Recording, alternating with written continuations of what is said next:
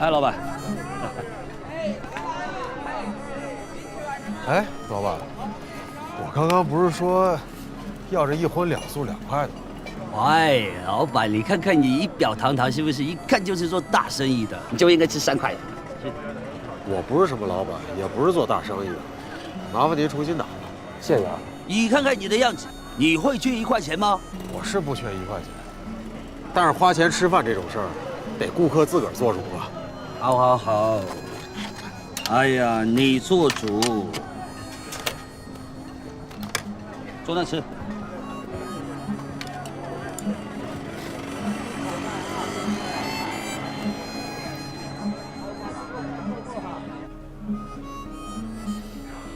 请问菜点好了吗？哦，可以。谢谢。妈，要不然我们换个桌子吧。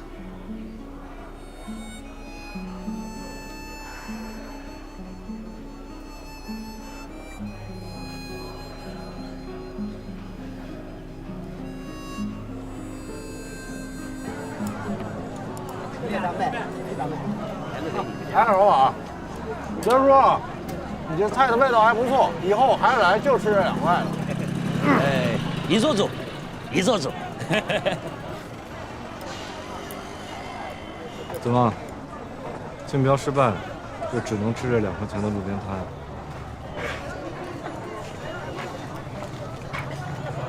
看来拿到订单的徐副总，是来这高级粤菜馆吃大餐的吧？这一顿少说得200吧。唉，有钱真好。哎，我能蹭一顿吗？能。走。有人请你吃饭。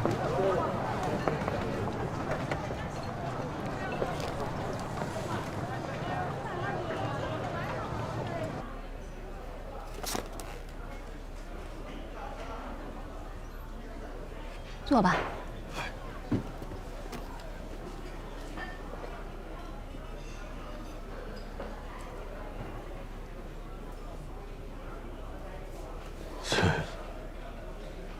虽然是2块钱的快餐，但也不能浪费。小夏，把菜单给他。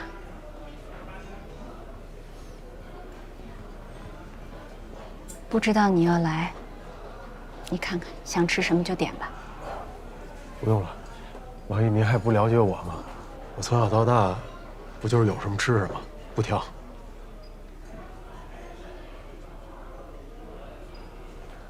服务员，加2个菜，2版海蜇丝，1份烧鹅，谢谢。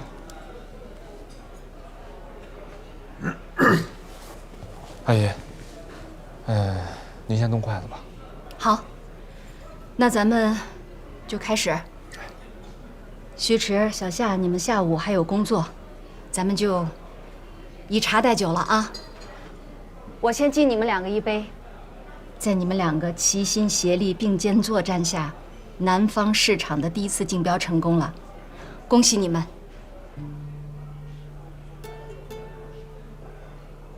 徐迟，哎，小夏，是，那个沈夏，来，徐迟，恭喜啊，恭喜！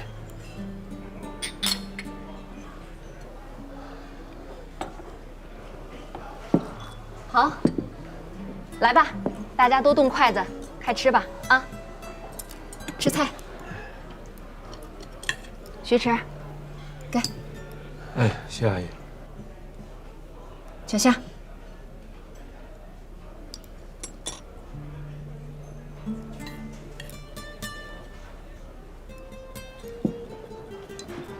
王爷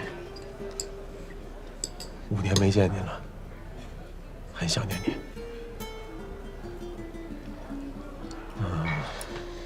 我很怀念沈叔当年在的日子。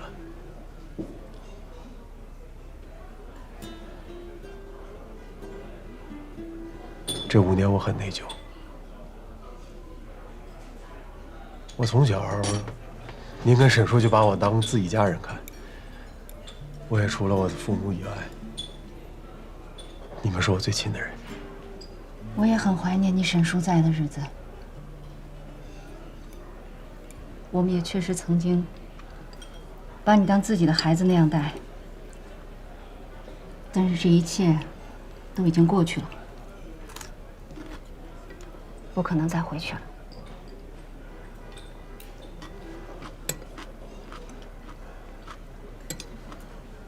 学迟，吃啊！哎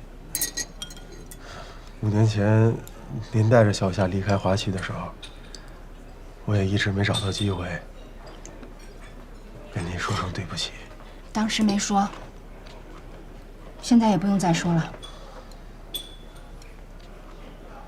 你也吃菜。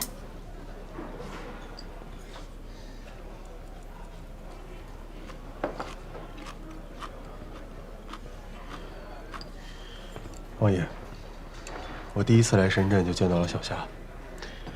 那个时候，小夏就跟我说，对他而言，您就是最坚实可靠的避风港，也是一座大山。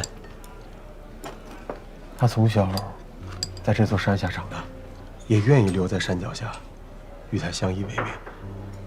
但我当时就告诉过他，无论这座山有多么高、多么大，我一定会尽我的全力去翻过它，因为只有这样，我才能跟小夏一起留在山脚下，来保护着这座大山，与它相依为命。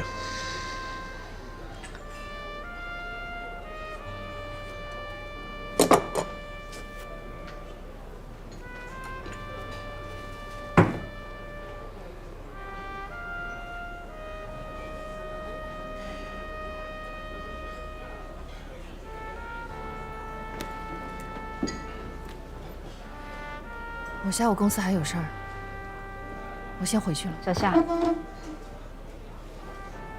你不送我去车站吗？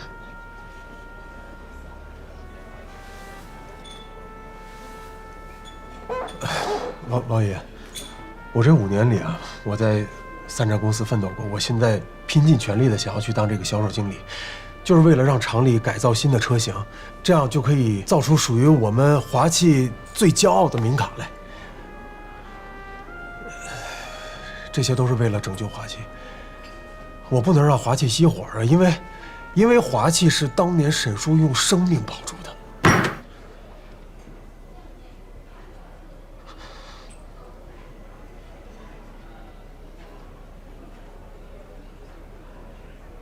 华汽竞标失败，濒临破产。我问你，你拿什么给沈夏未来？当初是我错了，我看错了你。你根本就不是齐天大圣，你就是只溜耳猕猴，假的真不了。无论你使多么大劲翻跟头，你也翻不过108000里。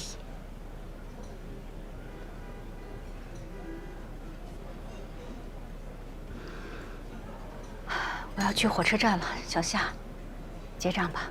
王爷，我去送你。不用。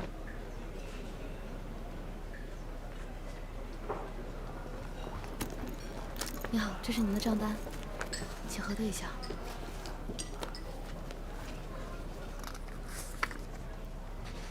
长安，好多年没听到你管我叫长安了。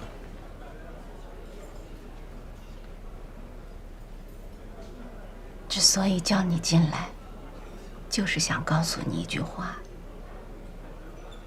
那件事情已经过去5年了，我心里已经放下了很多。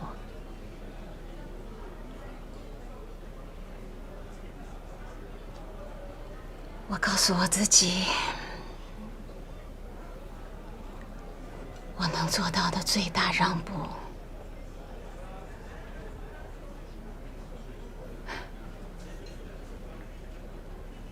就是不再恨你。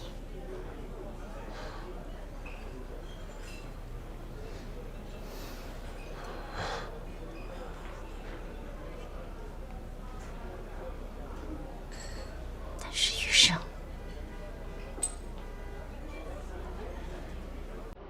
我不想再见到你。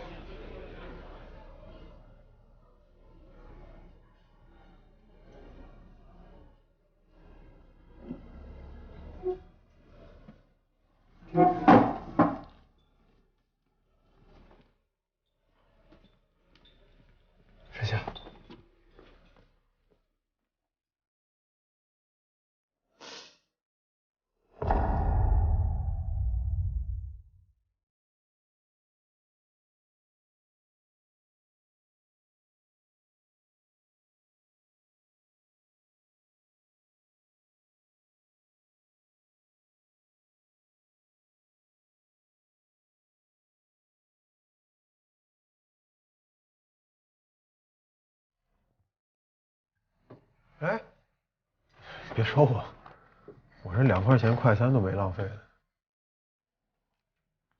这200块钱的菜更不能浪费了，是吧？轮回的四季，带走一年。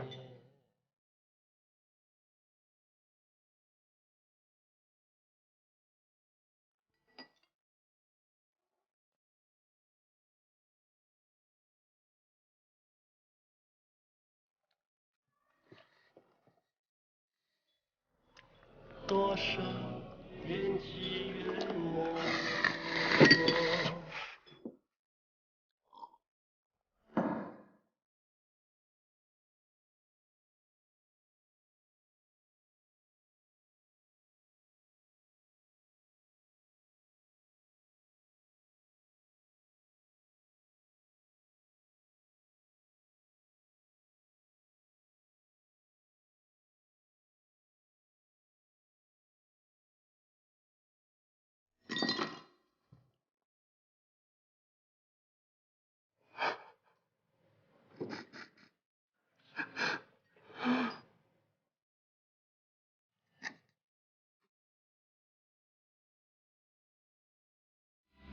每次醒来，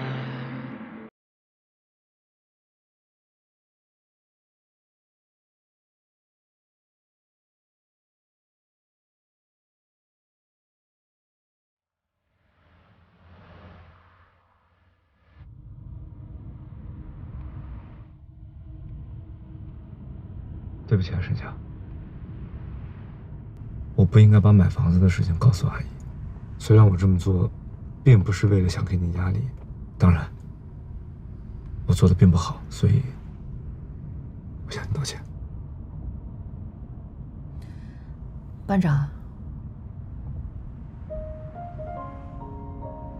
怎么又突然叫我班长了？有一句话我妈说的很对，错过你，是我没有福气。我直接跟你坦白吧，在我心里，还是有爱长安。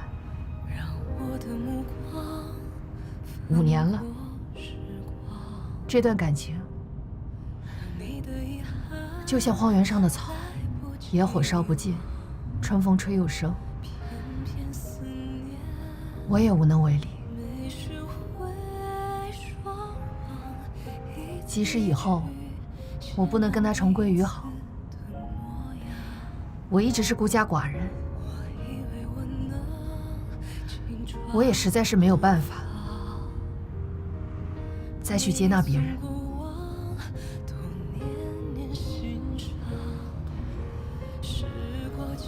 所以，我要跟你说一声对不起。其实阿姨说的话，我并不认同，是我错过了你，是我没有福气。而且，其实沈夏，你完全没有任何必要向我道歉，因为你没有做任何对不起我的事情。我做这一切，完全是自愿。当然，我也知道，感情的事情没有办法勉强。我尊重你的决定。从今往后，我会以老同学还有同事的身份跟你相处。当然，如果你有任何事情，依然可以找我。如果你愿意的话。谢谢你，班长。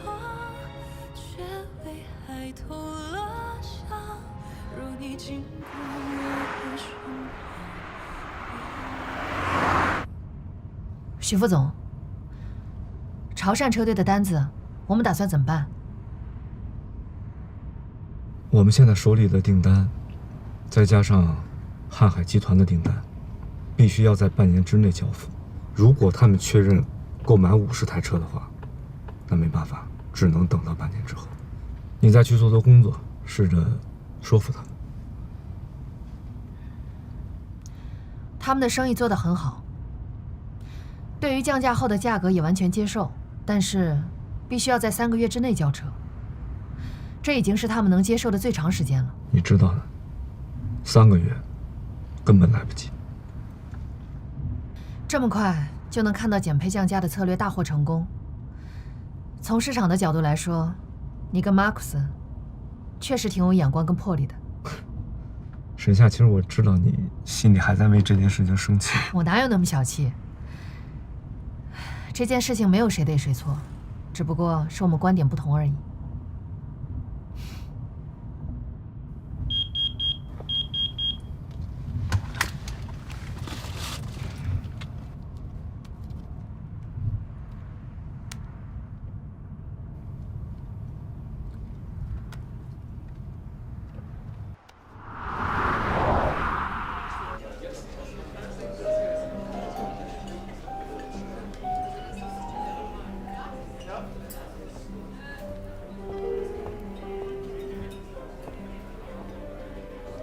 沈夏，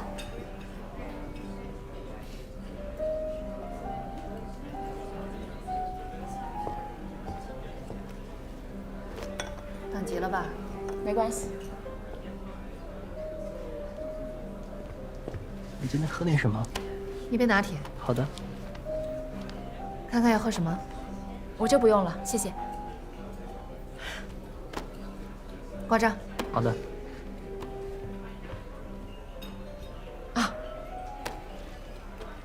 我明天就要回去了，今天特意来还伞。没上去跟 Lucy 打个招呼吗？我这次来深圳没通知他，干脆就不找他了。我今天来是有重要的话跟你谈。沈夏，你应该能猜到，这件事跟艾长安有关。我想请你送他一把伞。瀚海竞标失败，对于艾长安是一个很大的打击。他满怀信心想要拿下订单，为风雨飘摇中的华气出一份力，却没想到遭遇惨败。那天看到他冲进雨中的背影，我能真切地感受到他的失望。他不是为可能失去销售经理的职位失望，而是为没能帮到华气而失望。您好，您的拿铁。谢谢。不客气。我更想求你，能为华气送把伞。华气正在淋一场雨，而且是一场暴风雨。你应该有所耳闻，华气这2年军改民很不成功，质量屡屡出问题，声誉也越来越不好。但军改民的艰辛，别人不明白，你应该明白。这一次推出新民卡，是华气最后一次机会了。如果还是失败，华气真的就要熄火了。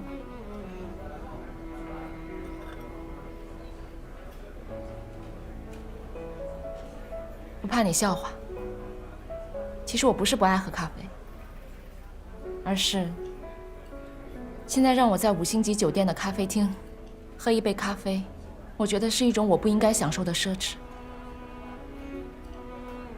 沈夏，华气遇到的这场暴风雨，比5改期更猛烈，我们所有人都在硬撑着，但不知道还能撑多久。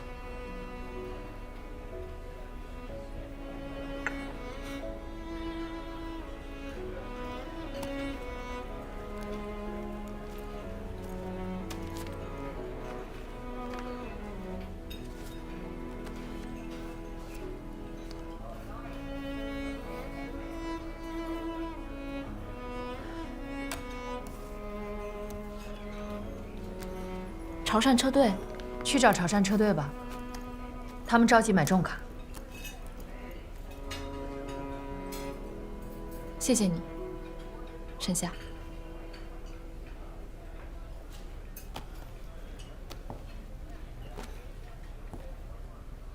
其实，我一直不喜欢喝咖啡。车队的事儿，不要告诉艾长安。谢谢。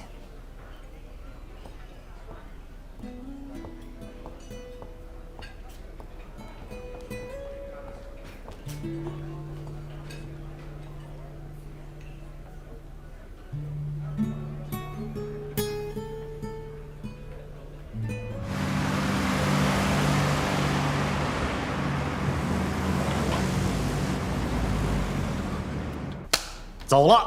我搞什么啊？哎，贾队长，你一上来把赢哦！我说你是看了多少遍《赌神》，你有什么经验也给小弟传授啊！我今儿啊，纯属手气好。哎，喂，那个威曼现在什么情况啊？还是那句话，如果要买啊，只能半年后才能拿到车。不过啊，他们公司那位姓沈的女老总说是会向北京总部那边反馈，让咱们等消息。等啊，咱们哪有时间再等啊？就是嘛，再过1个月，这期限一到，咱们那些走私车、报废车都不允许上路了。就是你说大家辛苦凑那么多钱，都等着买新车呢嘛。要不你跟那个瀚海的吴总，你跟他商量商量，你让他匀咱们几辆，你不是跟他很熟吗？让他帮忙啊！你用脚趾头想也会想明白，人家怎么可能会答应这件事儿？瀚海那也是大企业，用车啊比咱们更着急。哎，你们说华气那个人哦，这么大个太阳啊，不怕苦不怕累的，在外面又帮人擦车又帮人洗车，这忙了也大半天哦。要不咱们把他叫进来喝口水，顺便了解了解华气的车。了解华气的车？哎，你脑子有问题啊？谁不知道华气的车是只能看不能用啊？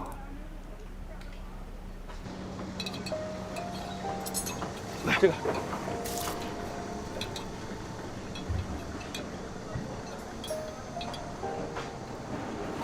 再给我一个。哎，不行，换个27的。哎，来。华气的兄弟啊，大热天的辛苦了，进来喝口水啦。好嘞，马上过去，谢谢啊。等你哦。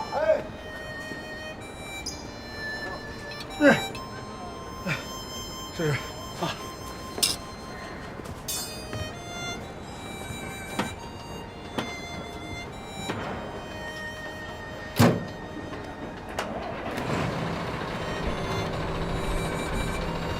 哟，没看出来啊，你还是个内行呢。上去了啊。这样。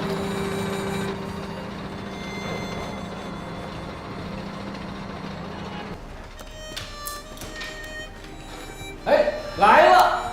哎呀，没想到你们这儿还有我们华气的老五吨呢。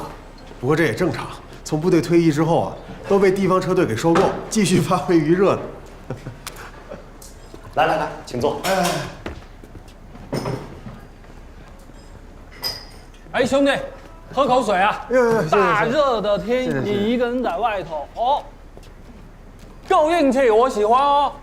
我是来找你们帮忙的，你们没开口给，我也不好意思开口要。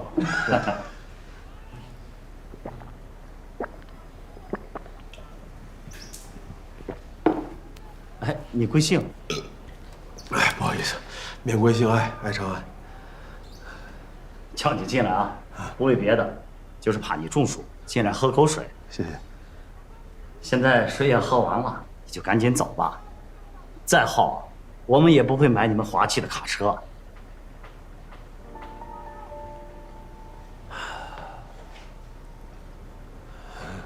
我可以走，但是走之前，我就特别想搞明白，为什么大家伙都不爱买我们华气的车？为什么？你说为什么？好好说话啦！我告诉你啊，都说你们华气的车质量不好，还难开。我有一个哥们，拜把子的兄弟，买了你们华气的车子，哎，不到半年时间刹车出问题了。同志们，刹车哎，小命差点没丢了。我告诉你啊，要不是他跑到你们领导那里闹，我估计钱还赔不了嘞。我就想不明白了，你们华气坑了我们这么多人，你哪里来的脸还在这里卖卡车了？过去啦。别说了。我兄弟这话说的是难听了点，但这确实是我们不买你们华气卡车的原因。对不住了啊。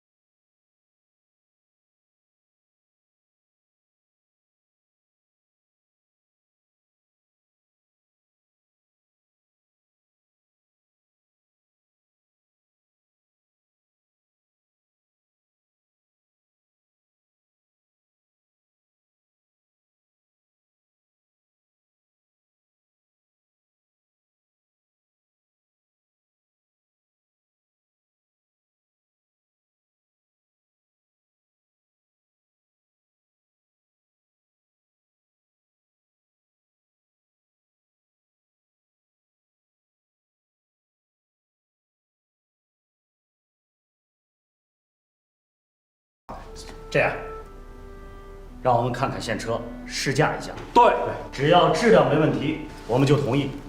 下个月我们就有现车。下个月啊？什么意思啊？这款名卡呀，是我们厂刚刚研发的新款，还没有正式下线。嚯！看不到现车那不行。不是，贾队长，下个月我们就正式量产了。到时候我呀亲自开过来让您试驾，行不行？哎，我可担不起这个钱啊！万一你们这卡车质量又不行，又白耗了我们1个多月的宝贵时间，我怎么给100多号兄弟交代啊？看不到现车啊，这买卖没得谈。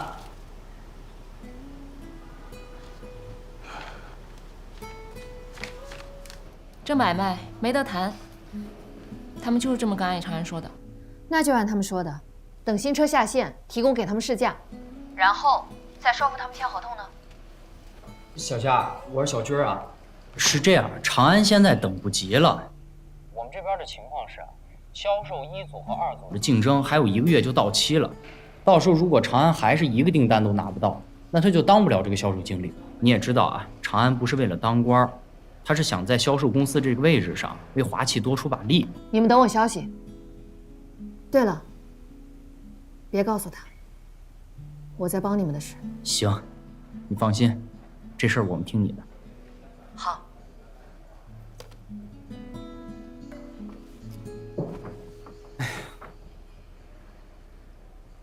你说沈夏会去找什么人帮忙？没想到你会来找我。我现在能够想到能帮华汽的人，就只有您了。沈总，你身为威曼南方分公司的总经理，却把生意让给了有竞争关系的前东家。你这样身在曹营心在汉，不好吧？我承认，帮华汽是出于私人感情，但是我不承认身在曹营心在汉。我们公司中标了你们的项目，加上另外几个大订单，半年内没有多余的车辆再卖给潮汕车队了。潮汕车队着急买车，华汽着急卖车。如果这项合作能成，既能帮车队解决需求，也能帮华汽渡过一关，两全其美。对潮汕车队和华汽是两全其美，可是对我有什么好处呢？你也知道，要促成双方合作难度不小。我是生意人，亏本的买卖我不做。吴总，我记得我们之前聊天，你跟我了解过做威曼代理商的事情。对啊，我一直有这个想法，在瀚海的下面做一家汽贸公司，代理一个大的品牌。最近这家公司都已经注册完毕了，可是你们威曼给出的代理费实在是太贵了。吴总的心愿，现在终于有机会完成了。你说威曼吗？华汽。现在通过爱长安，你肯定都了解了，华汽正在努力进行军转民，后面也会重点进行民卡的研发生产。华汽毕竟是老国企，重卡的底子。上一次军转民确实不成功，但是绝不能代表这一次研发的新款也不成功。华汽现在要重点开发南方市场，如果这个时候您跟华汽就开始合作的话，做他们的广东省总代理，这个市场可是足够有吸引力的。于公，华汽重卡肯定有市场前景。于私，您不是一直说欠华汽那位司机一份人情吗？沈总的口才真是让人望尘莫及。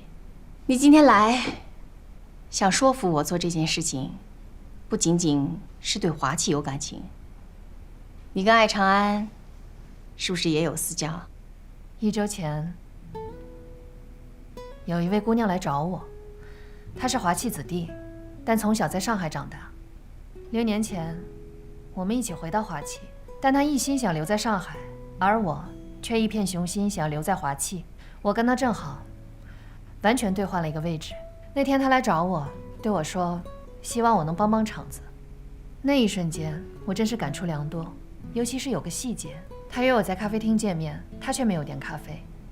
最后解释说，她舍不得点，因为在华汽危难的时候，在5星级酒店点一杯咖啡，她觉得是一种不该享受的奢侈。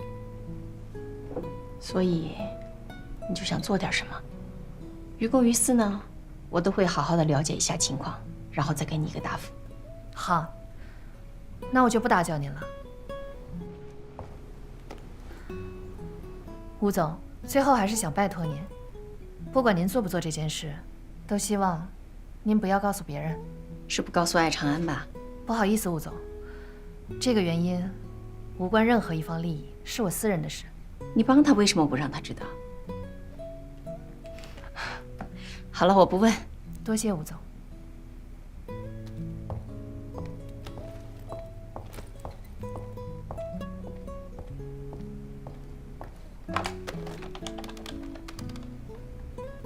南国招待所吗？请帮我转下210房间。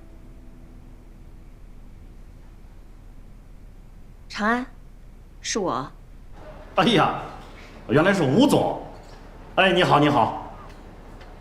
哎，好的，我马上过去。瀚海的吴总让我赶紧过去，说有大买卖要谈。哎，是不是他想给咱们几辆车呀？人家南方这儿现在流行的是喝洋酒、抽洋烟。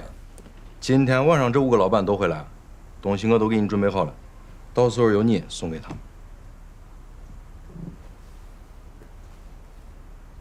你准备了这么多礼物，让我来送，这不好吧？这有啥不好的？这回是咱俩一块努力把第一笔单子拿下来，等你当上销售经理了，咱俩还得绑到一块挣大钱。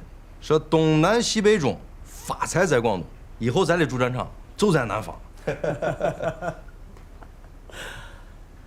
哎呀，老方，虽然以前你干过不靠谱的事情，但是过去的就过去了，咱们得一切向前看，以后咱们还得继续合作，啊！你发你的财，哥们儿要的是在华气干出一番大事业，让我爹，让华气所有人都知道，我葛太平是有本事的人。太平，有志气。威曼的车我没有办法让给你几台，但是我可以给你100台华气的卡车。你要卖华气的车？对，吴总是这么考虑的。在请你来之前，我跟艾长安已经仔细的了解过了情况。他呢，是我多年前还在新疆的时候就认识的老朋友，这几年也一直在打交道。我也知道你是一个守信用的生意人，所以我们就直奔主题。接下来我会做华气广东省的总代理。我们瀚海有一家新注册的汽贸公司，会先跟华气签一个购车合同，等下个月车到手，优先供应给你们潮汕车队。你们来看车、试车，满意了再跟我们签合同，直接从我的手上拿车。如果后续卡车有任何的质量问题，你就找瀚海的汽贸就行，我负责给你修好，然后我再去跟华气结算。没错，这些呢我都已经跟吴总谈好了，这些您都放心，绝对没问题。吴总，没想到你会出手，你们瀚海啊是家大业大，做事儿有规矩，我肯定是100个放心。那请问价格呢？价格是这样，贾队长，我之前已经跟您说过了，我们华气呢有优惠，35万1台，吴总这边会加上10%，最后也就是38万51台给到你。贾队长，这多出来的10个点买的是万无一失，掏的不冤呀。再说了，市场价可是42万呢。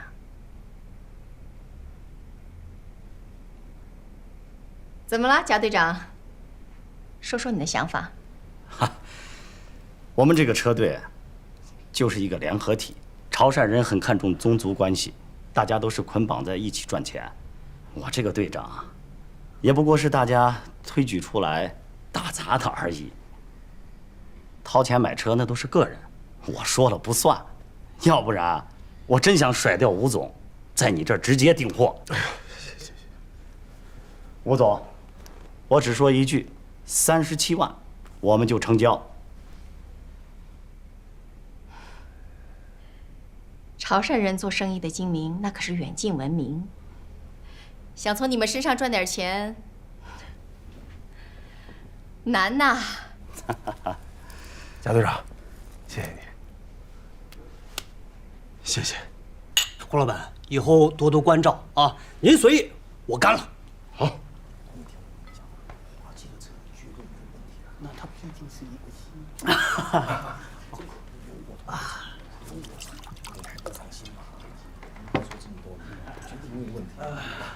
徐老板，我呀经常听冯总提起您，听出了您的丰功伟绩，真的是让我们这些小辈啊佩服的五体投地。谢谢。以后多向您学习。来，敬您杯酒，您随意，我干了。哎呀，来，我陪一个。来。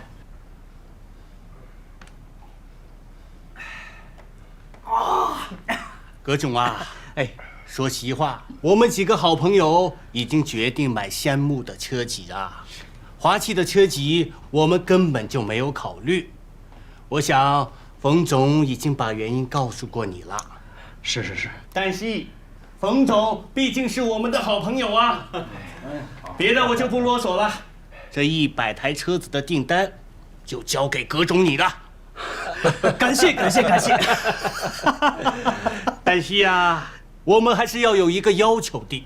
哎，徐老板尽管讲了。对，那就是尽快交车级，越快越好啊。没问题，下个月我们厂的新车就下线了。到时候我会亲自押车给大家送到深圳来。哎呀，太好！这杯酒敬各位老板，大家随意，咱俩干了。好，来干！预祝合作愉快。感谢。感谢。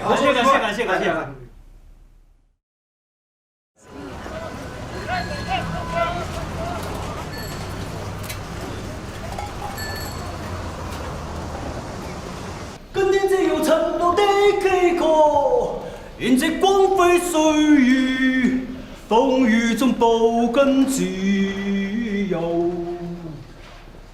一生經過彷徨的掙扎，自信可改變未來。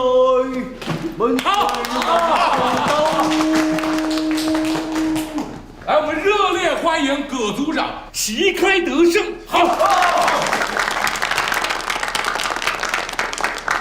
我发现啊，我们葛组长啊，那是赵总带兵啊，一生没有打过败仗啊。这次又拿了这么大一订单，哎，我们一组的同志们都准备着今儿晚上下馆子给你庆功呢。哎，你喝茶。咱们主要呀是想庆祝葛组长正式升任葛经理。对，咱们这几个人呐，以后可是销售公司的第一批元老了。哎，这葛经理吃肉，咱们喝点汤，没问题吧？说什么呢？我能吃肉，就一定让兄弟们都有肉吃。和平，赶紧去迎宾楼订一桌，晚上我请客。好。哎，那怎么好意思呢？我现在就去。哪去？阳台上面溜达。我切完了，哎，回来了。哎，啊，给您看个东西。哎呀，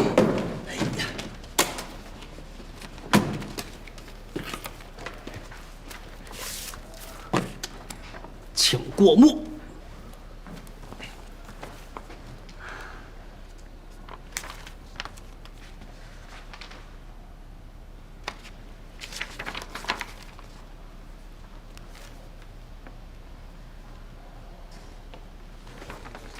你也接了份单子？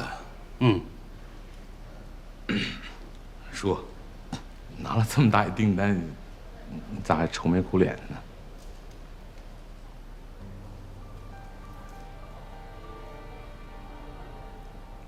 老同学啊，无论如何你再帮我们想想办法。你毕竟是一把手啊，再给我们加上100台。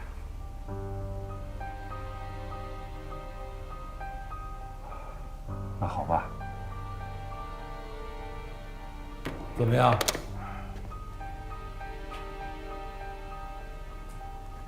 他说了，因为他们产能有限，原来答应我们每个月给100台，都是从别人的订单里扣下的。现在又想加100台，杀了他都做不到。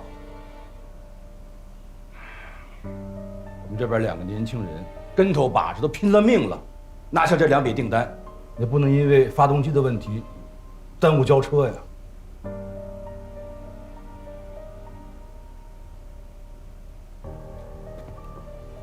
葛厂长，我那份合同里可是有延期赔偿的条款呀。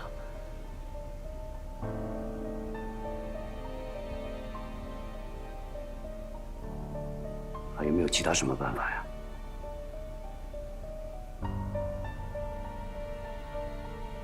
你们看这样行不行？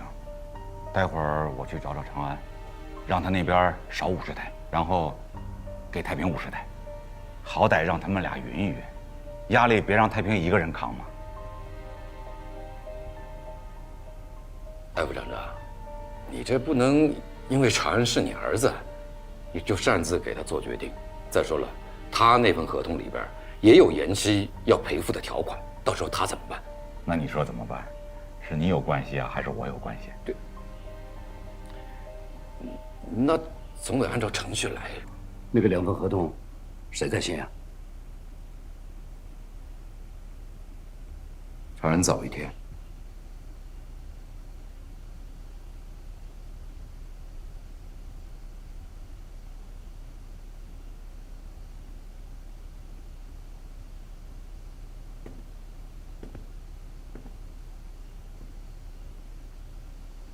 葛太平，作为父亲，我想跟你说一句：你辛苦了。但是作为厂长，我还是应该按规章制度办事情。这第一批的100台车应该给爱长安，你呢，赶紧去趟深圳，跟甲方好好的交流一下，尽量的延迟1个月交车。好吧，如果甲方要求赔偿的话，那我们也愿意承担。可甲方对我提出的唯一条件就是按时提车，如果下个月提不了车，那这份合同肯定是保不住了。这就是你要解决的问题。无论如何，一定要保住这个订单。可是没有车，我怎么保住这订单呀？尽量想办法。我怎么想办法呀？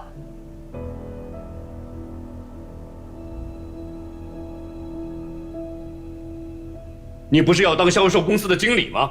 这个问题你都解决不了，你怎么向我们厂领导证明你有这个能力呢？去吧，自己想想办法。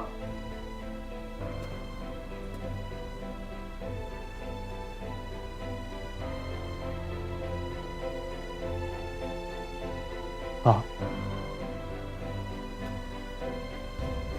这次我就是自己想的办法。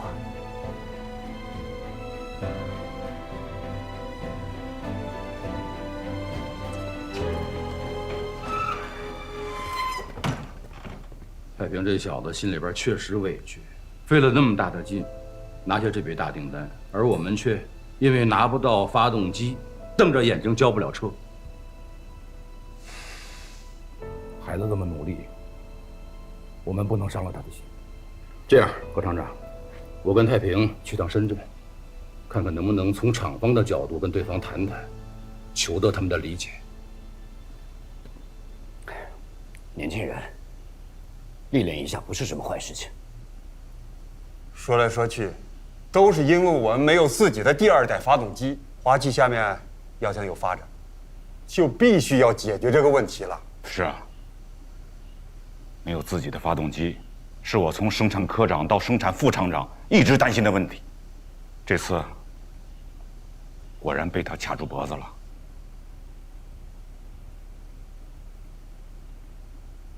是必须要解决了。哎，还有啊，你那个销售合同上，我看第5页，我之前拿铅笔给你标注出来了，你回头给我改一下啊。长安，好的。哎，先不跟你说了。哎，你也回来了？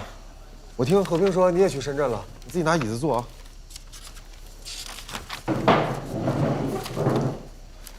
你说我倒不倒霉了？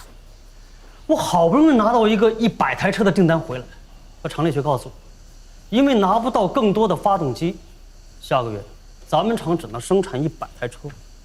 你的订单排在前头，那100台车全部给你了。只能生产100台，那咱们俩这订单价，那怎么办啊？能怎么办呀？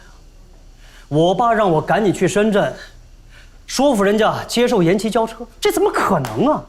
这个客户人家唯一的要求就是按时提车，如果下个月不能如期拿到车，那这个大订单肯定保不住。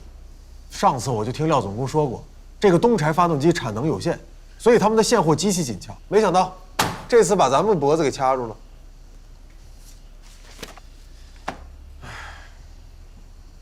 还有一件关键的事情，你说，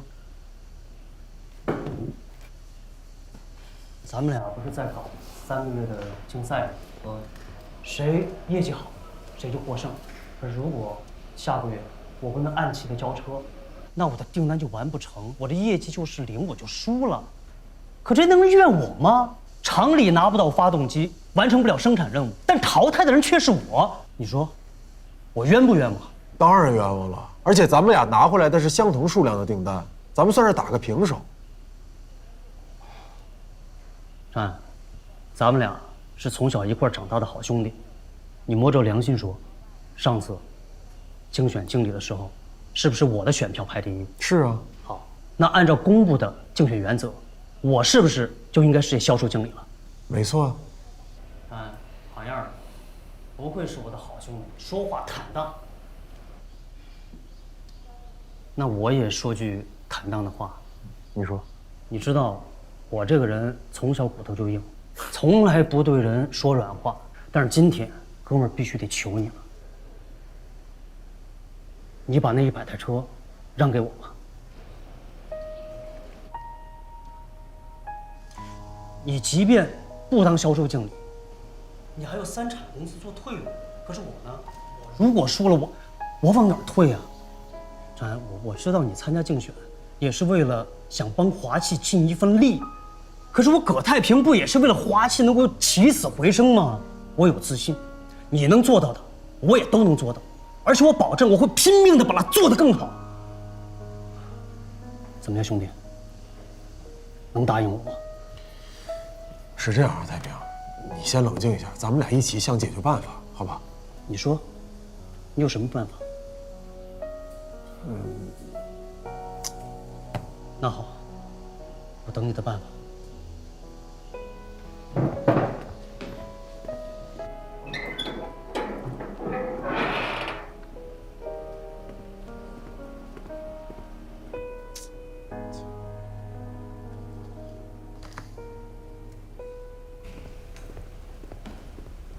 葛太平，杨薇薇，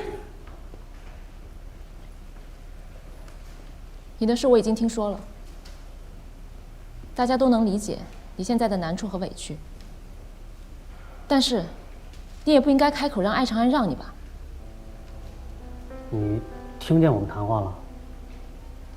薇薇，要说让的话，那上次投票竞选，我是不是也让长安了？这可不一样。怎么不一样啊？你混淆了事实。上一次你没有被任命为销售经理，根本就不是你要让艾长安。设置1组、2组竞争3个月，是厂领导为了选出更合适的经理人选才做出的公开决定。而这一次，才是你个人私下向艾长安开口，让他让你。哎呀，别说那么多，我就问你，这次我是不是跟艾长安拿回了同等数量的订单？如果因为厂里不能交车而让我无辜落选，你不觉得很不公平吗？我当然认为这不公平，但是这不代表你就可以要求艾长安把车让给你。如果艾长安同意了，对于他来说是不是也不公平呢？你居然能提出这个要求，显得你太自私自利了。哎呀，薇薇，你不要总是站在长安的立场上来说我好不好？我来找艾长安，只是希望在关键的时候，我的朋友、我的好朋友能帮帮我，而不是自己手里已经有了1碗肉，还非得跟朋友抢另外1碗肉。艾长安怎么会是那样的人？他会惦记着去跟朋友抢1碗肉？你别忘了，曾经因为你的过错，他失去过什么？你也别忘了，为了让你重新开始，他替你隐瞒了什么？他替我隐瞒了什么？这还需要我提醒你吗？你别吞吞吐吐，有什么就说出来。我已经不想再跟你多说任何一句话了。他到底跟你说什么了？不是他说的，是我自己听到的。杨薇薇，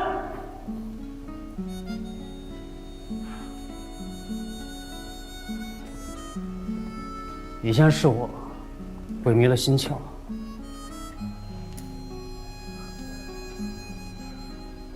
像条哈巴狗一样的跟着你，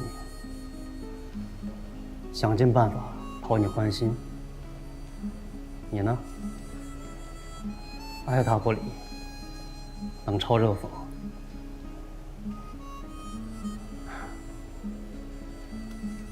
今天我算是知道原因了。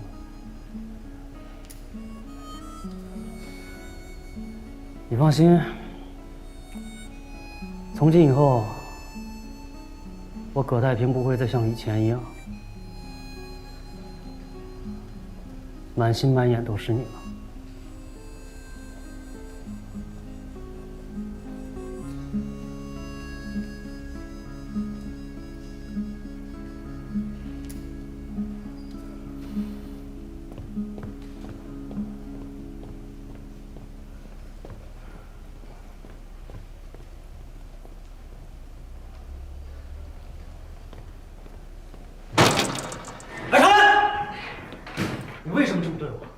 你答应过我要保守秘密的，但你还是告诉了别人，而且这个人还是杨薇薇，我曾经最在乎的女人。你说什么呢？你把举报信的事告诉了杨薇薇。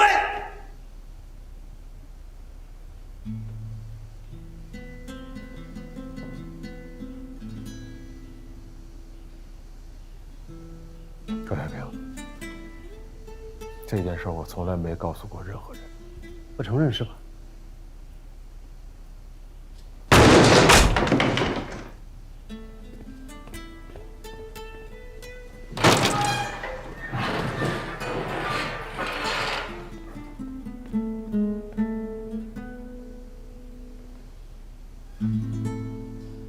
这位老领导说，东柴的厂长明确告诉他，别让咱们华气的人到处托关系说情了，还说什么哦，牛皮上打针没用。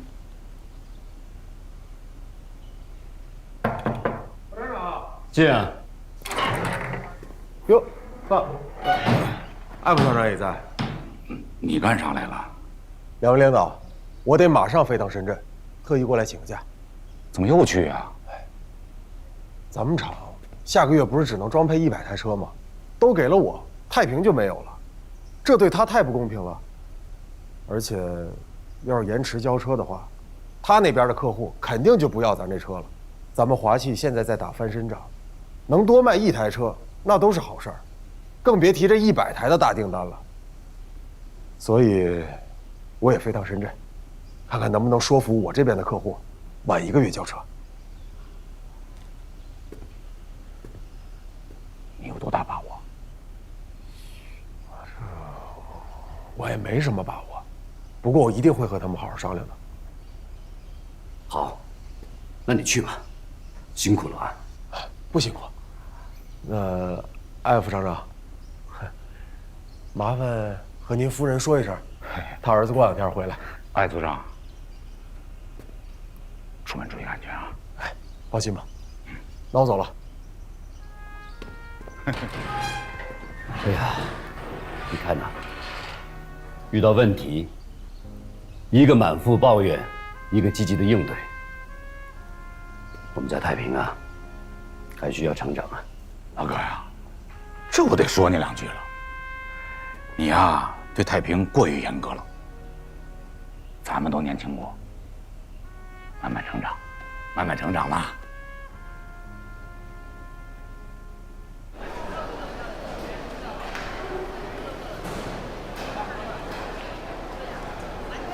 后边，阿哥来了啊！哎，你干嘛呢？给我踩一下。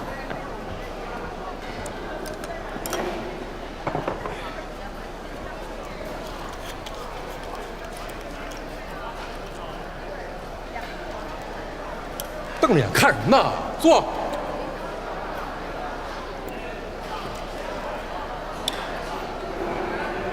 把你们俩叫过来啊，我就是想问问，到底发生什么事儿了？都多大的人了，你们俩怎么还能吵起来？行，都成哑巴了，来，先吃菜。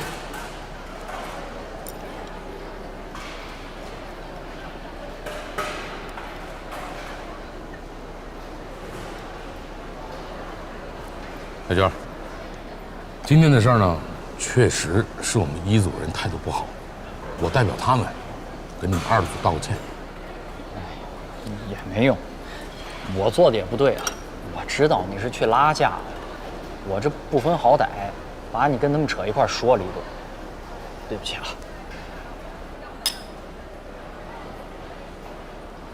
哎，这就对了嘛啊！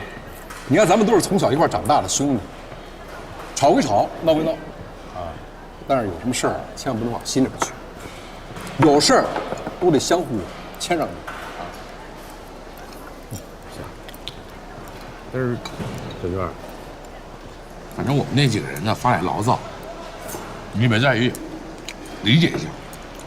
因为毕竟啊，长远的第一批车出来之后就给马主拿走了。那现在太平呢又到深圳去了，主要是跟甲方呢央求一下能不能延期交车。我真的觉得太平啊，挺不容易的。是，太平是难，但你说长安就容易啊？他这次也赶着去深圳了，就是惦记能不能帮太平想点办法呢。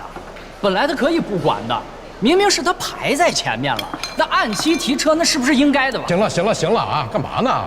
我刚才说的话白说了是不是？怎么你们俩又掰扯起来了？听我的，你们俩再喝一个。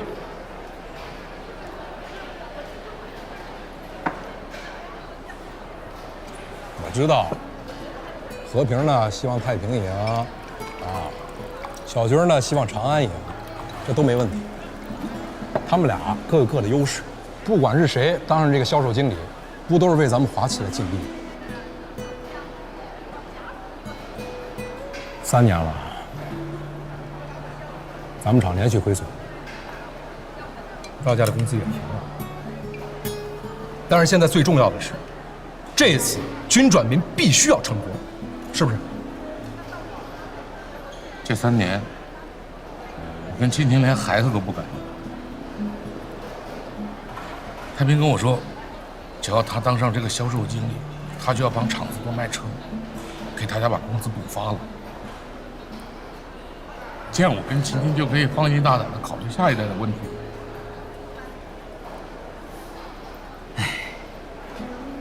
不过说心里话，我真是挺希望早一天看到小孟和平的。我不但想要个小孟和平，我还想要个小刘青青呢。但是难。哎呦，贾队长，我们怎么可能不珍惜呢？像你们这样的客户，别说是我爱长安了，就是我们华气厂那也是10分珍惜，万分珍惜。所以我这不赶紧从厂子就过来了吗？你说的好听哦啊！我们急着做生意，等你的新车，是你说的哦。下个月100辆车运到深圳，我要不是信了你，我会买华气的车。我跟你讲啊，我们贾队长为了让我们去买你们的车，那是费了多大口舌，下了多少心思啊！你晓不晓得？贾队长，咱们别再犹豫了，就买3木吧。人家那边现在已经又给3个点了，3个点不少啦。是哦。艾长安，你应该也知道，我们跟客户签合同的时候，也有延期罚款的条款。是，我们可真是拖不起。贾队长，各位老板，你们先别急，听我把话说完嘛，是不是？这来的路上我已经想到解决方法了。那你说呀？你们不是需要车来拉货吗？这个车我们华气厂来提供。我们有一个3厂公司，这公司里面全都是老股东。我已经跟厂领导请示了，从我们的3厂公司调100台车，包括驾驶员，免费给你们使用1个月，保证不耽误各位老板赚钱，好不好？你是说司机也是免费使用？是，免费用。你们厂领导同意了？同意了。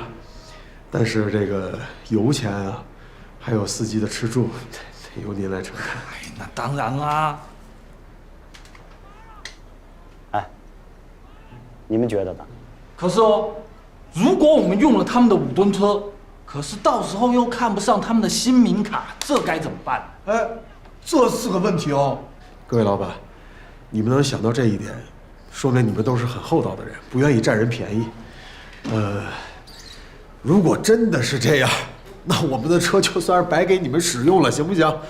贾队长，这个承诺书啊，我已经拟好了，白纸黑字写在上面，这字儿我也签了。唉，不过我爱长安有信心，只要你试驾了我们的新款名卡，就不可能不满意。如果真像他说的这样，咱们可以答应。很有诚意啊，不错。那好，艾老板，我们潮汕人最讲信用，只要你们华汽能说到做到，我们就成交。成交。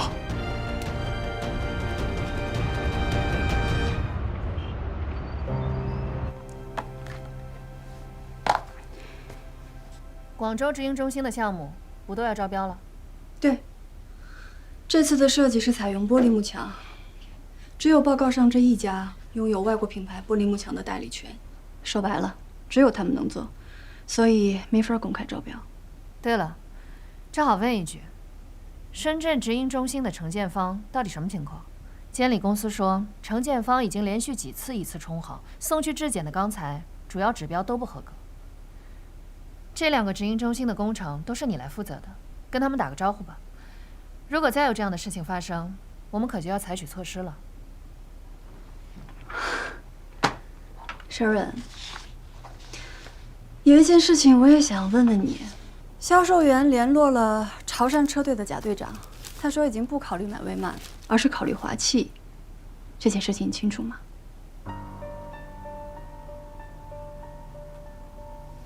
啊，没别的意思，因为你是华汽人嘛，跟他们比较熟悉，我以为你可能会比较了解情况。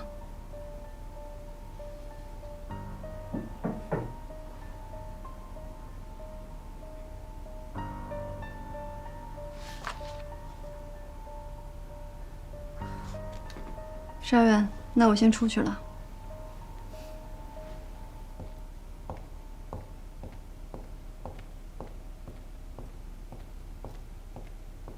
来我办公室，应该先打个电话。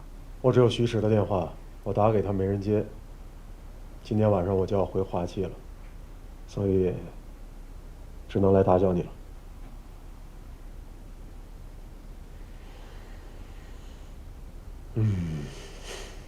我能进去，坐在那个沙发上和你说几句话吗？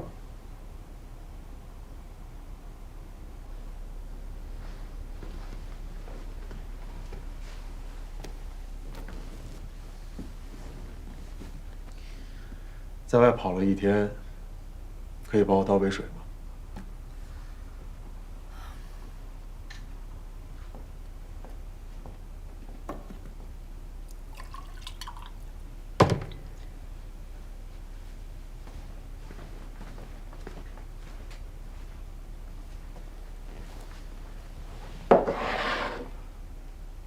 谢谢你，小夏。一杯水而已。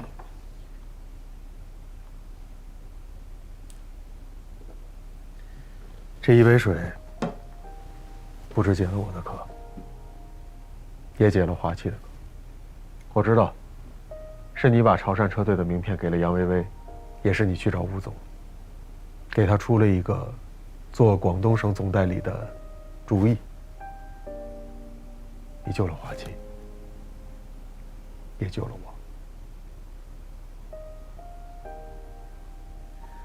潮汕车队等不及威曼的车，愿意选择华汽，那是他们的选择，跟我没有关系。吴总愿意做华汽广东省总代理，因为他能从中得到利润，同时也是还你个人情，这跟我也没有关系。我知道你心里一直都有华汽，华汽是你从小长大的地方，是你的家，也是你的根。你最大的梦想，就是像沈叔一样，坚守在自己所热爱的卡车技术工作上，一辈子为华气发光发热。其实我已经拿着签好的订单回到了华气，但是我今天又着急赶过来，是因为厂里出了一些情况。我们签了2笔订单，但是由于东柴短时间之内提供的发动机数量有限，所以其中1笔订单要延期交车。我现在最担心的，一旦新兵卡正式开始投产，发动机会是限制产能的最大障碍。2代发动机研发成功，是神说的遗愿。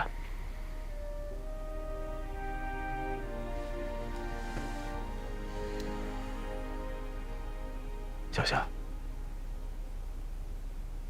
跟我回华气吧，这样你可以继续做你热爱的职业，和华气的工程师一起研发我们的2代发动机。华气需要你，同时我也需要你。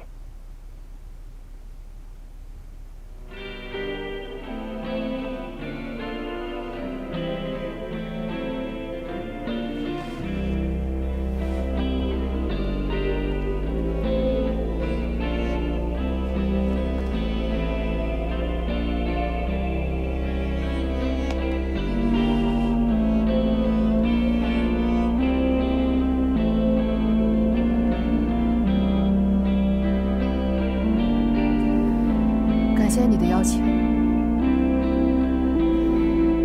曾在一起，不在一起，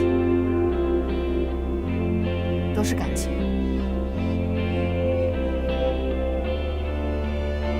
来，长安，喝完了这杯水，你就走吧。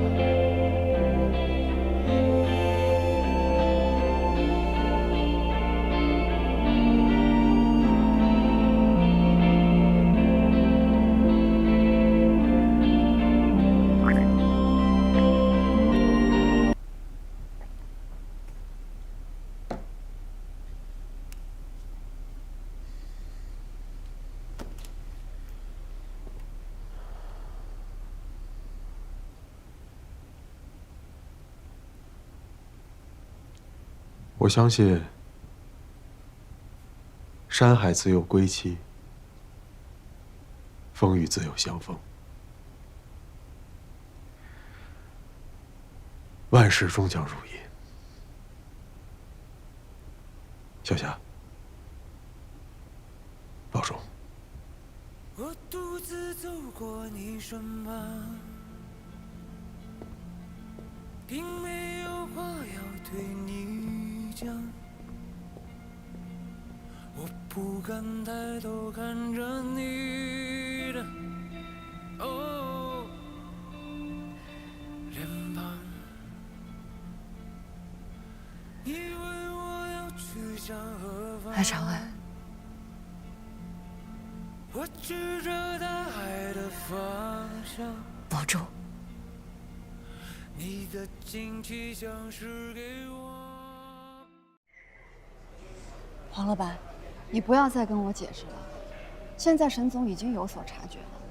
2件事情，请你记清楚了：一，深圳直营公司绝不要再想着在建材上一次冲好，再让监理公司抓住一次把柄，这个工程就不要再做了。2，广州直营中心必须要招标，你可以再找2家可以做玻璃幕墙的公司来陪标，只要你的报价做到最低，我就可以把项目给你。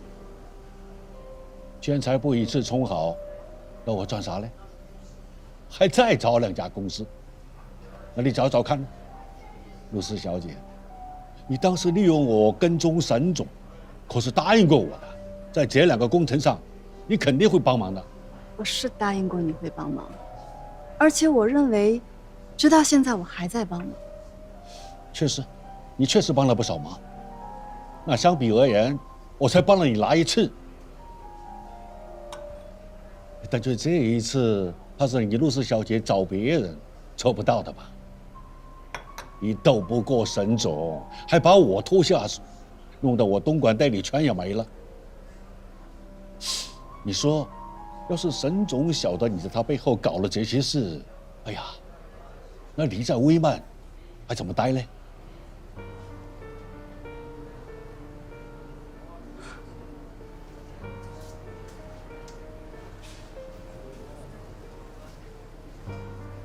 你是在威胁我吗？如果威曼公司因为你的威胁而让我离开，那么威曼公司和你一样，在我这里毫无价值。王老板，你是生意人，开开心心赚钱才是你的本分。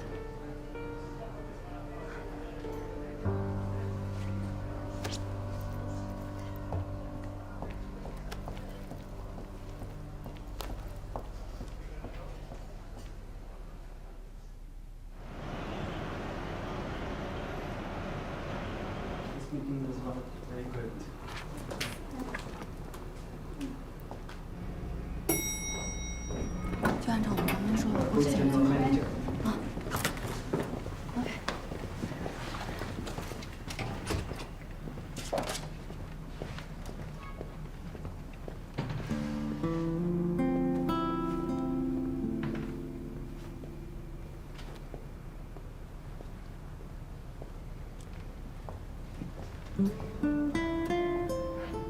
高总，这么巧，罗子小姐。来找沈总呢？啊，怎么感觉葛总情绪不高啊？怎么了？有什么事儿吗？抱着希望来，抱着失望去。不说了，我先走了。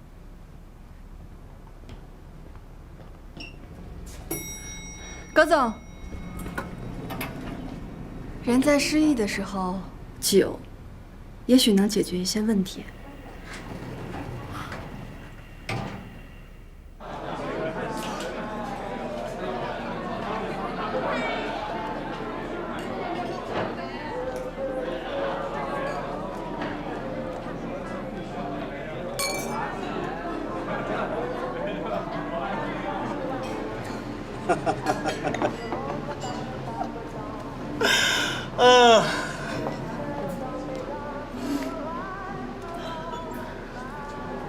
陆队小姐，我告诉你实情吧，其实我并不是什么销售公司的葛总。简单说，我跟爱长安现在正在竞争，3个月内我们谁的业绩好，谁才是销售经理。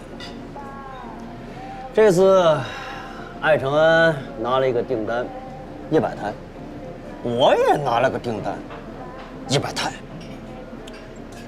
但是阴差阳错，因为我晚回去了1天，所以我的订单必须要延期1个月交车。这次厂领导，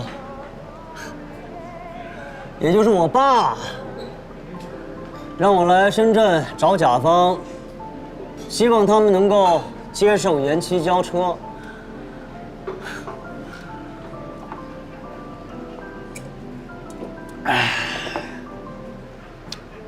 昨天一下火车，我就去找那几个老板求情，向他们低头赔罪，就差跪地上求他们再宽限我1个月，就1个月。可这帮人二话不说，马上表示，华期要是敢延期的话，合同立马作废。怎么求他们都没用。所以，你今天去找了沈夏？是的。所以你带着失望从他的办公室里走出来？是的。你知道为什么吗？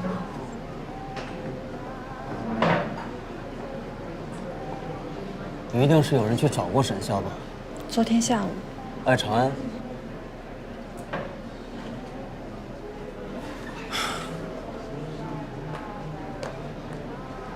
潮汕车队是沈夏的关系。这么巧，爱长安的订单是潮汕车队。他沈夏还跟我装蒜，说什么这种事儿帮不了我，他还不如直接告诉我他已经帮了爱长安呢。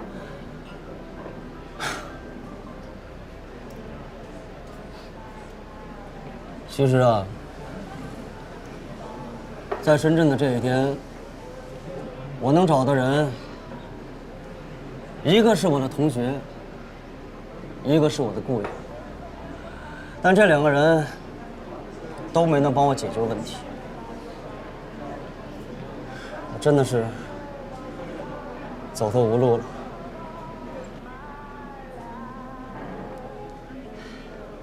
太平啊，胜败乃兵家常事。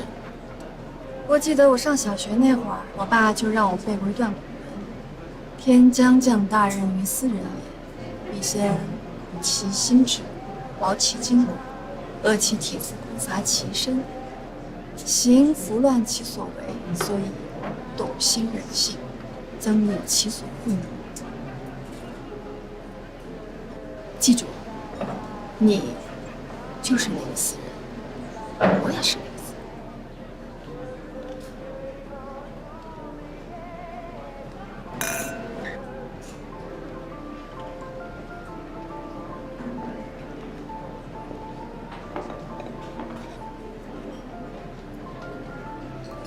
哎，不早了，我也该回去了，太晚了。你呢，也早点回去休息，明天起来继续奋斗。我送你。行了，你都喝成这样了，下次再送吧。再见。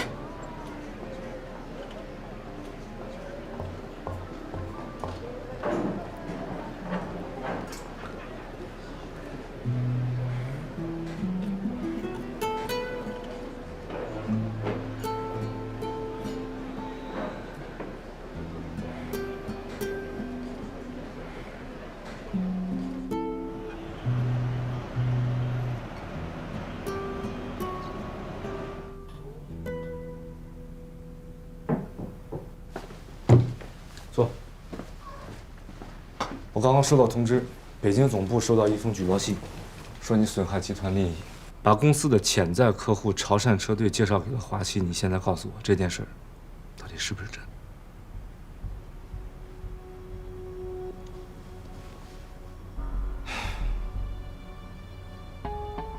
我懂了。如果是你的话，在华西和威曼之间，你会怎么选择？我怎么选择不重要，重要的是你怎么选择。我别无选择。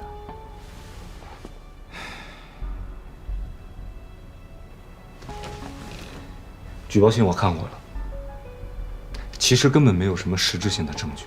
潮汕车队的确是跟我们谈过要买我们的车，但是他们要求3个月之内必须交付，但是我们的订单已经排到了半年之后，也就是说，我们跟潮汕车队根本就没有谈拢，也不存在潜在客户这个说法，懂了吗？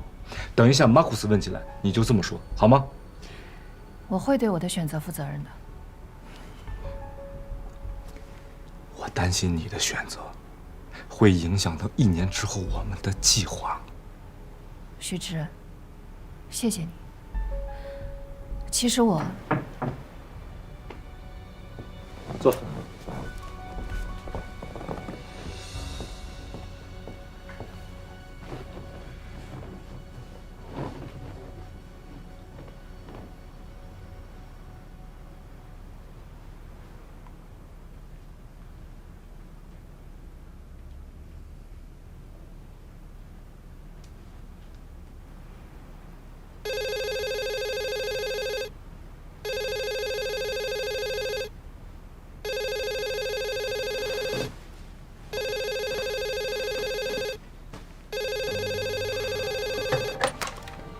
喂，是，都在了。好，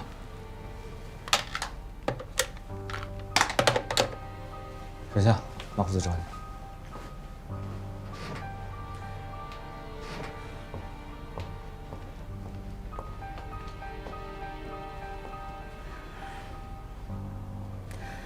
马克思。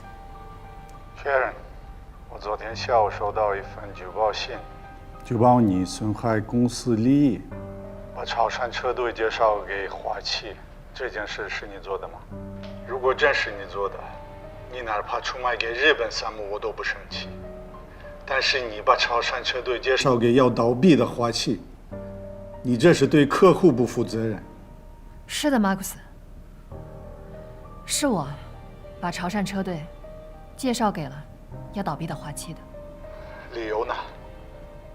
华汽是我父亲奋斗一生的地方，也是我从小出生长大的地方。我对他是有感情的，我不能眼睁睁地看着他停产倒闭。我想帮他一把。Sharon， 你这是站在哪个公司的立场跟我谈话？站在威曼公司的立场，我确实犯了错，我引咎辞职。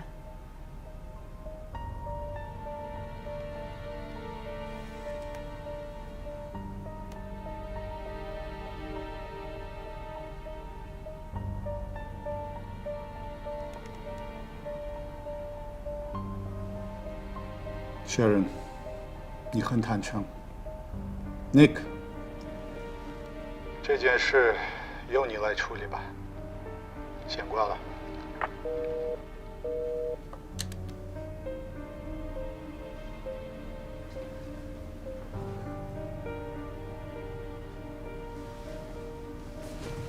马库斯把这个难题丢给我，实际上是希望我能帮他找个台阶下，因为他心里很清楚，你入职以来短短几个月，不仅开拓了南方市场，还确定了珠江三角洲9个城市的代理商。如果不称职，你不可能做得到。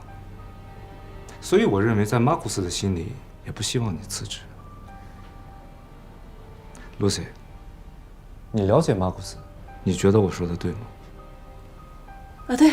沙伦，你违反公司规章制度，对集团造成了损失，停职3个月，深刻反思。听明白了吗？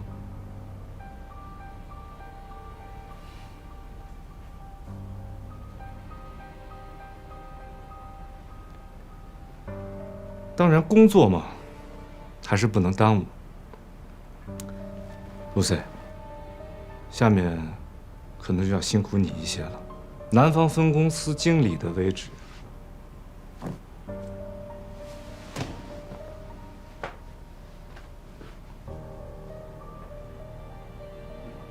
才是由我来代理。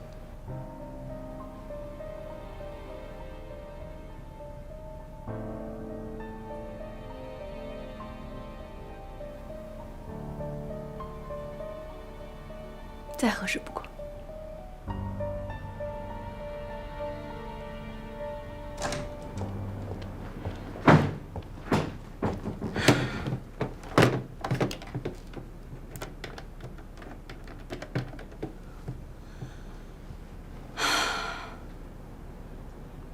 马库斯，杀人出卖公司利益，这是非常严重的违规行为。你本来可以用这次机会将他开除，为什么要把处理权交给 Nick？而尼克只让他停职3个月，我就看看尼克会怎么做。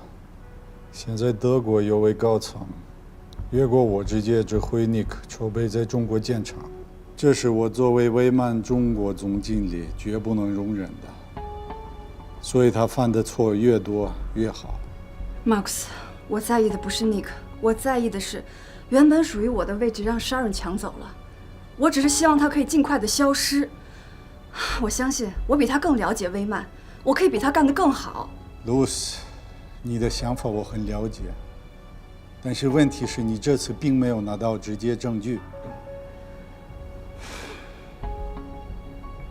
那你可以现在让公司成立调查组，就从那张名片开始查起。我问了潮汕车队的人，艾长安就是拿着贾队长的名片找过去的，而这张名片一定是商人给他的。还有，瀚海集团的吴志梅也要去调查一下。你还年轻，你说的那2个人，如果是既得利益者，又怎么会把秘密告诉你呢？推测永远成为不了证据。这次只能这样了，就当是一个开始吧。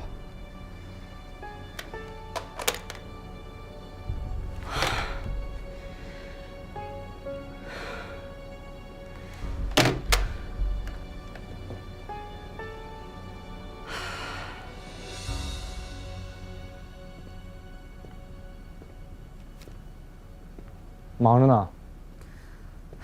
我能忙什么？写检查呢。谢谢你让我冷静了一下，没有辞职。我正好可以利用这段时间，把关于2代发动机的一些想法好好落实一下。5年了，这件事情不能再耽搁了。你当然不能辞职，因为1年之后就会正式筹备建厂。到那个时候，你完全可以回到你熟悉的技术领域里面，开拓眼界，学习技术，会更好的帮助你实现技术报国的梦想。建厂的速度这么快？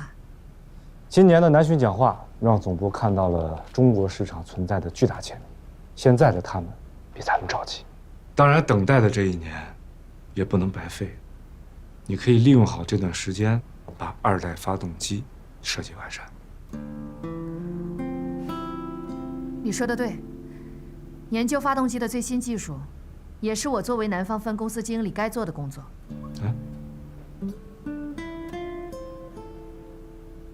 没错，但是你现在当下最重要的任务，是把检查写好。那可也在啊，我把广州直营中心的招标书写好了。上一次山儿说的没错，我们威曼这样的大公司，工程项目不进行招标确实不合适。所以呢，我又私下去了解了一下，北京和上海都有做玻璃幕墙的公司，我呢已经跟他们联系过了。等你们2位过目完之后，我就把招标书寄给他们。辛苦。山儿，这份给你。我还在停止检查，就不看了。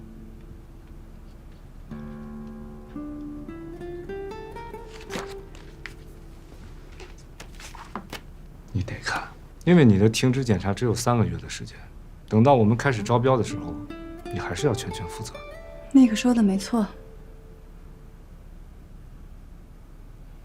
Nick，你先去忙吧，我要继续写检查了。好，那我也回去了。Lucy， 等一下，我有些事情想要请教你。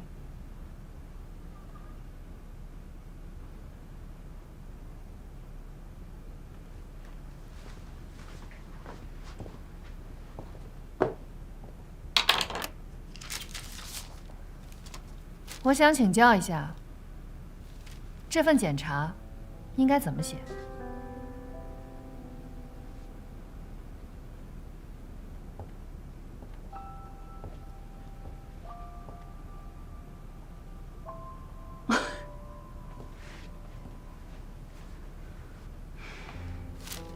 我要是你啊，就这么写：我把公司的潜在客户潮汕车队私下介绍给了华汽。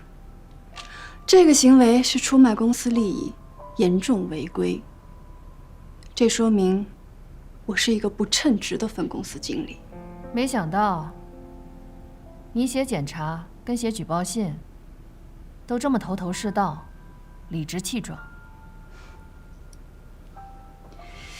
作为分公司副总，举报违规的行径，我当然头头是道；维护公司利益，我应该理直气壮。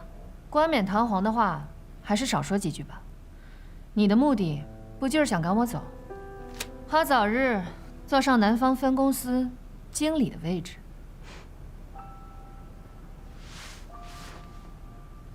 那2个直营中心的工程，你可要小心了。但凡让我抓住你出卖公司利益的证据，我不会举报你，而是开除你。先好好写检查。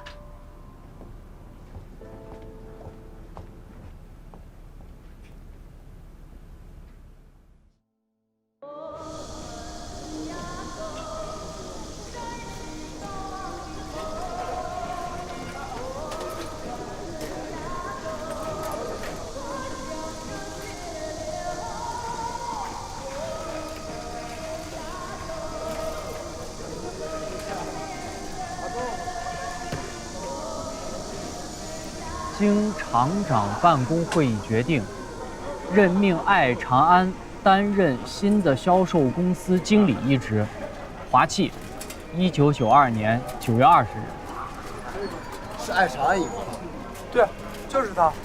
完了，葛太平完了，我也完了。忙什么忙？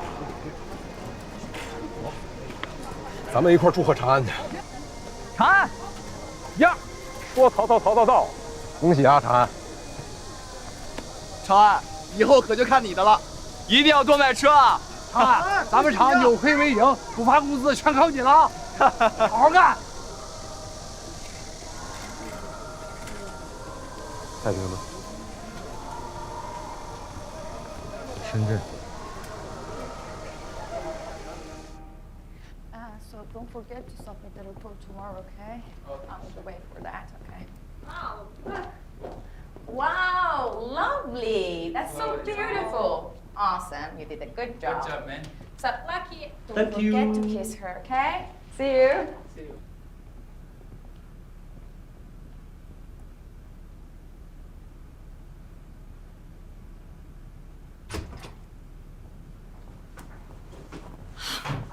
不好意思啊，我一直在加班，找我什么事儿啊？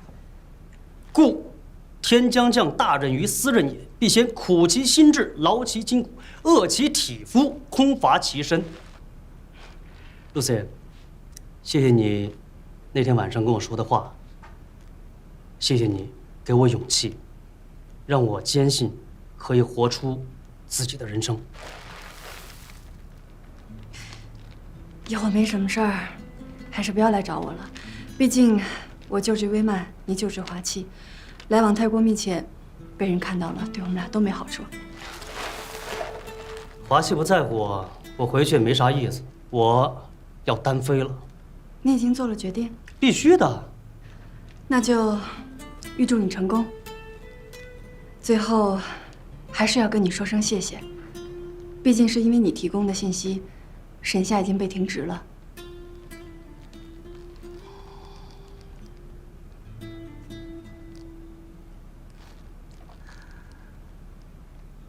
我早就知道，你第一次约我就是想从我身上获得一些信息，但是我不在乎，因为我很享受这个可以跟你单独相处的时光。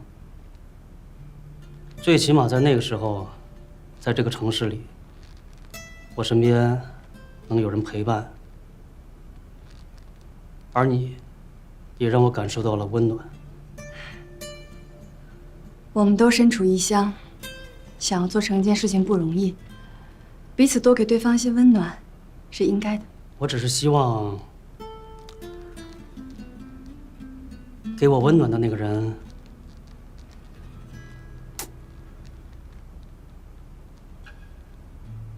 一直是你。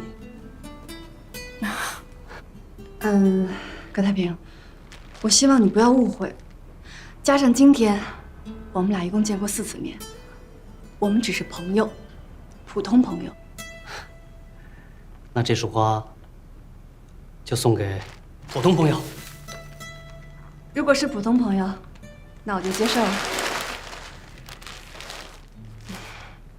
再见。但愿再见。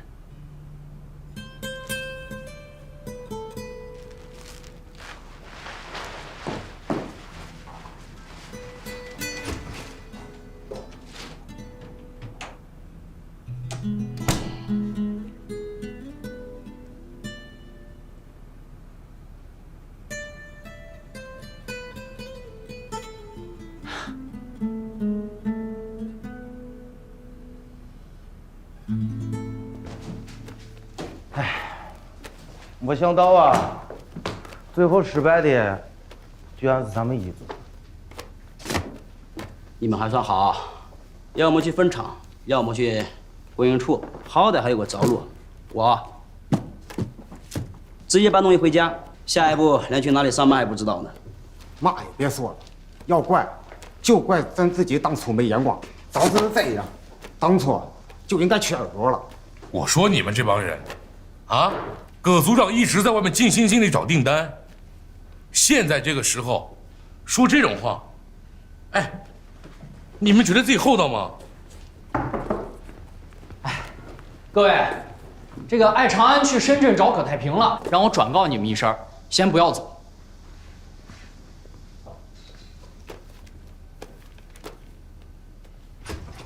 太平，太平，你看谁来了？太平，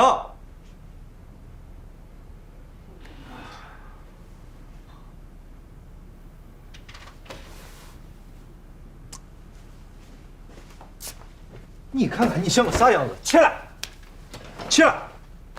连着几天不出门，坐到这儿喝大酒，你至于不？海国，那行，你俩骗。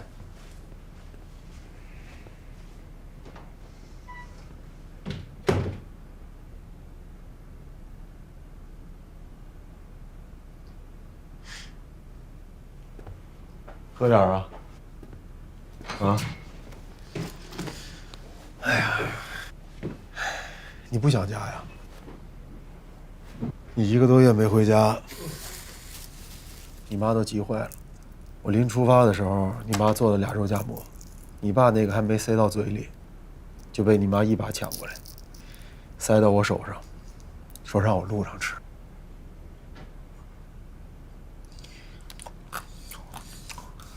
哎呀，那个香啊！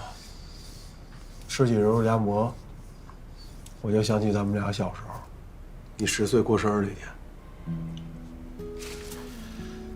你妈省了1块肉，给你做了1肉夹馍。咱们那会儿生活条件差，想吃口肉不容易。可是那天我生病发烧，吵着闹着也要吃肉夹馍，你2话没说，把唯一1个肉夹馍一刀切成2半，你一半我一半，我吃着津津有味儿。你也吃得特别高兴，我知道，你是因为最好的朋友也吃上了肉夹馍而高兴。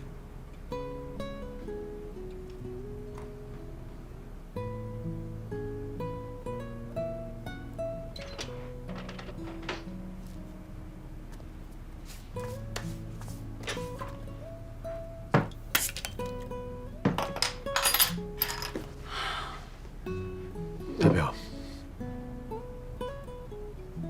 ，1个肉夹馍，咱们俩分着吃，1份责任，咱们俩也要一起扛。明天你就跟我回去，销售公司已经正式成立了，我邀请你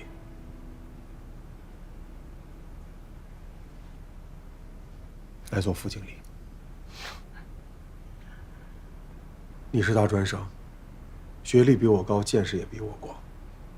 销售公司马上要开始正式运营了，不但要招兵买马，还要冲锋陷阵。太平，我一个人真应付不来。打虎亲兄弟，上阵我也要亲兄弟。